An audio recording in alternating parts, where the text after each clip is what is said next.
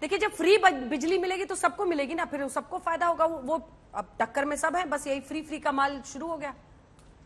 देखिए गहलोत जी मौसम वैज्ञानिक भी हैं, वो कह रहे हैं आंधी चल रही है हिमाचल में। उन्होंने कहा आंधी चल रही है। हाँ। तो मैं भी तो यही कह रहा हूं, जब जब आती है नरेंद्र मोदी जी की आंधी, उड़ जाते हैं नकली गांधी हमेशा, और इस बार भी उड़ेंगे। और क्यों, मैं बता देता हूं।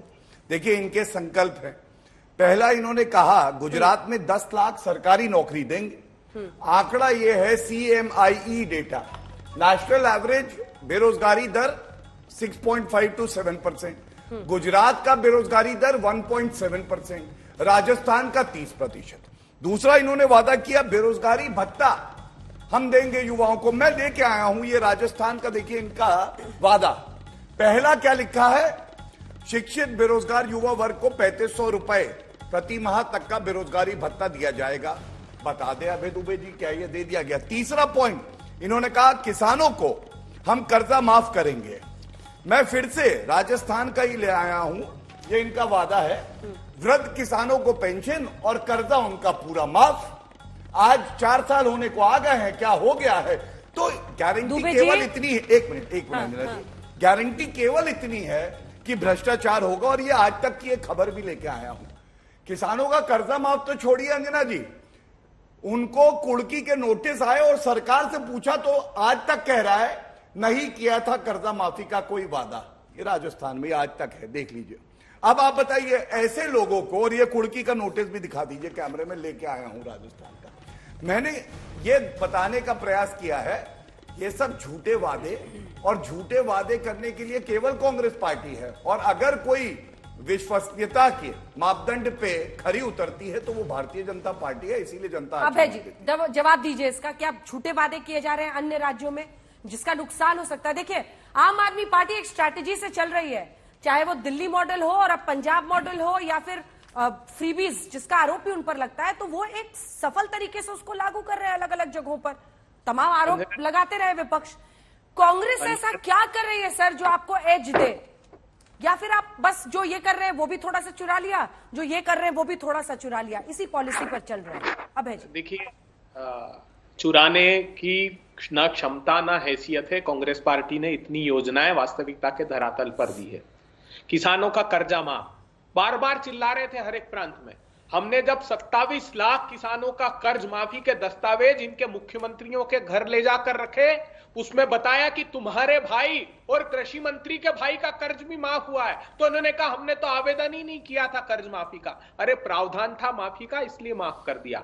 ओल्ड पेंशन स्कीम क्या राजस्थान में हमने लागू नहीं कर दी? क्या छत्तीसगढ़ में हमने लागू नहीं कर दी? क्या झारखंड में? आगे निर्मला जी से न्यूज नहीं पढ़ते हैं लग रहा है, पता ही नहीं है उन्होंने क्या किया। अरे बरेली की रैली कानून है, वापस नहीं आ सकता रुपया, लोगों का रुपया है। थोड़ी जानकारी लेके आइए आज के पेपर में। एक तो स्टूडियो में बैठे हैं ये, और फिर बैठा नहीं, खड़ा हूं मैं। रुक जाइए। प्रधानमंत्री ने कहा था किसान भाइयों 5 साल में आपकी आमदनी 2 गुनी कर दूंगा 2016 में। एनएसएसओ ने बताया कि 27 रुपए रह गए। प्रधानमंत्री जी के मित्र अडानी की आमदनी 1002 करोड़ रुपए हो गई। क्या ये देश नहीं देख रहा है? प्रधानमंत्री जी अभी स्कूल में गहलोत अडानी को कह रहे थे, गौतम भैया आओ इधर। मानव संसाधन विकास मंत्रालय ने रिपोर्ट जारी की कि 3 प्रांत हैं जिनका ड्रॉप आउट रेट हिंदुस्तान में सर्वाधिक है, 23.3। माध्यमिक शिक्षा में गुजरात 23.6, मध्य प्रदेश और 26% त्रिपुरा, जो कि तीनों भारतीय जनता पार्टी शासित राज्य हैं।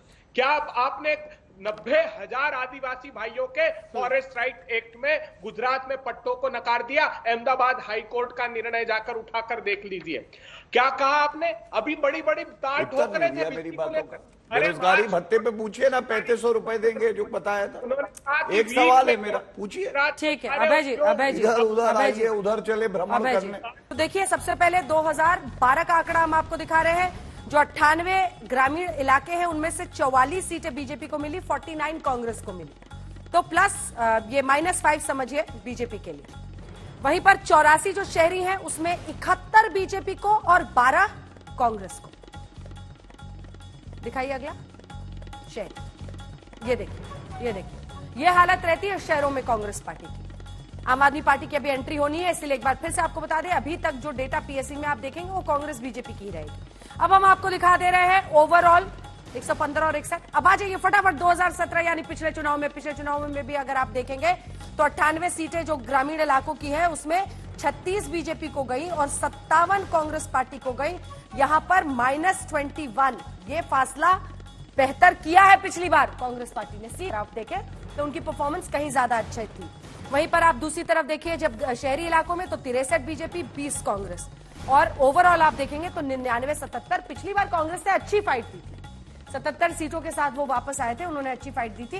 लेकिन इससे पहले कि आगे बढ़े एक बार सोशल मीडिया वाला वो नंबर दिखा देते हैं, उसके बाद टिप्पणी की शुरुआत करेंगे। देखिए सोशल मीडिया जो लोग इस्तेमाल करते हैं वो किस पार्टी को देते हैं वोट। तो हमने की है शुरुआत ये बताने से कि जो सोशल मीडिया, ये देखिए बीजेपी और कांग्रेस का ही डेटा है, फिर संजीव जी माफी के साथ, क्योंकि यहां पर देखिए जब बीजेपी जो बिल्कुल ही एक्टिव नहीं है, जो बिल्कुल सोशल मीडिया पर जाते ही नहीं है, एक्टिव नहीं है, उनमें 45% बीजेपी को, 45% कांग्रेस पार्टी को, हमारा ये सर्वे कहता है। बहुत इंटरेस्टिंग डेटा है ये। जो कुछ हद तक some degree of engagement on social media, उसमें 53% बीजेपी को वोट देते हैं और 38% कांग्रेस पार्टी को। मॉडरेट डिग्री मतलब समझिए कि जो ठीक मॉडरेट एंगेजमेंट जिनका रहता है सोशल मीडिया पर, लोअर को हटाइए, ठीक ठाक एक्टिव है, उनके 55% लोग बीजेपी को वोट करते हैं, 38% वहीं पर कांग्रेस का वही रह गया 38%। और जो हाई डिग्री ऑफ एंगेजमेंट यानी सोशल मीडिया पर खूब टाइम अपना बिताते हैं, उसमें 52% लोग बीजेपी को वोट करते हैं और कांग्रेस का 1% घट जाता है 37%। यह आंकड़ा क्या कहता है संजय जी? ये आंकड़े इसीलिए हमने दिखाए क्योंकि ये हम जनता को एक्सप्लेन करने की कोशिश कर रहे हैं कि क्यों बीजेपी को शहरी इलाकों में इतनी बड़ी बढ़त होती है। ये सोशल मीडिया पे एक्टिव लोग कहां पर हैं? शहरी इलाकों में सोशल मीडिया पर एक्टिव लोग ज्यादा दिखाई पड़ते हैं। और ये जो हम बार बार ये 4 भागों में हमने बांटा, इसमें 4 सोशल मीडिया के टूल्स के बारे में हमने सवाल पूछे थे।